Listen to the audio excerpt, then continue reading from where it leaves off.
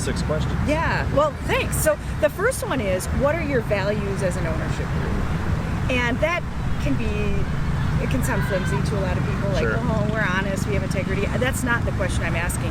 I ask them to look at the business. Maybe it's 120 years old, maybe it's 20 years old. Sure. How have they made ownership decisions over time? Not family decisions and not inside of the business decisions, because they have been following a set of values over time. So I help them look at that and say, okay, if these are our values, that will help guide decisions as owners of this business. So that's the first question. Excellent. Love that. Second one, really powerful, is what is the legacy you're trying to build as owners? And there's 2 pieces of your legacy. The first one is, why do you stay in this 3-circle world where you're a family and you own a business, right? And you're owners together.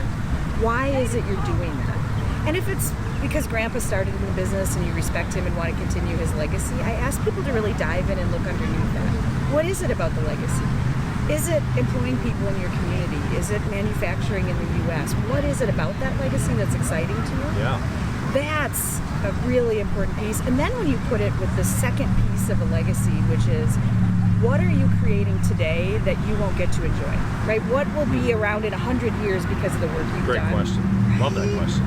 It takes a lot of thinking Right. to say, what are our values that have always guided our decisions? Absolutely. And then what's the legacy we're trying to create? Right. From there, once they have that, the rest of this becomes pretty clear. The rest of the questions are, what do you want your ownership life to look like in 10 years that will support that legacy? And I think so few people know the answer to that, Yeah. or have even allowed themselves to think about it. Right? I mean, the tricky thing is it's a little bit morbid to think about it too. Of course. Right? What is Of it going course. to look like? It's natural to put that up. Yeah, Absolutely. right? So what does that look like? And then I ask them, what is your philosophy of owning this business? So it's not about business strategy, it's about what's your philosophy.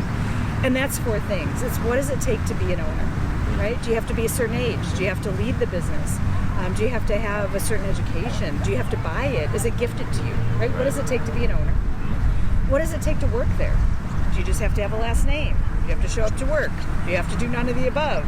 Do you have to have a degree? Right. Do you have to work somewhere else first, right? Yeah. So what does it See take? it all.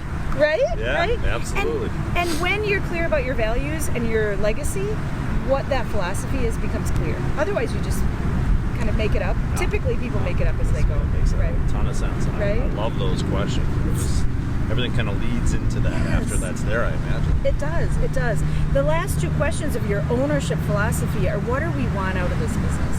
Do we want to shove all the profits back in? Are we looking for dividends? What kind of growth are we looking for? Yeah. Right? That's your philosophy as owners. Absolutely. And the 4th piece of your philosophy is, how will we make decisions as owners? Sometimes it's just majority shareholder makes it all. Sometimes it's consensus. That's a tricky one.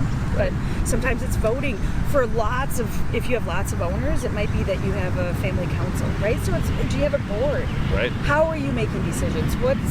How do you play that, right? What are the rules of engagement? Love that. Love that. Last questions are, what's the plan? 3 years, 1 year, 90 days. How are you going to get there? How are you going to get to that 10-year? And then the last question is, what do we need to solve? Or what are the big ideas we need to pursue for all the rest of that to be true? Brilliant. 6 questions. Yeah.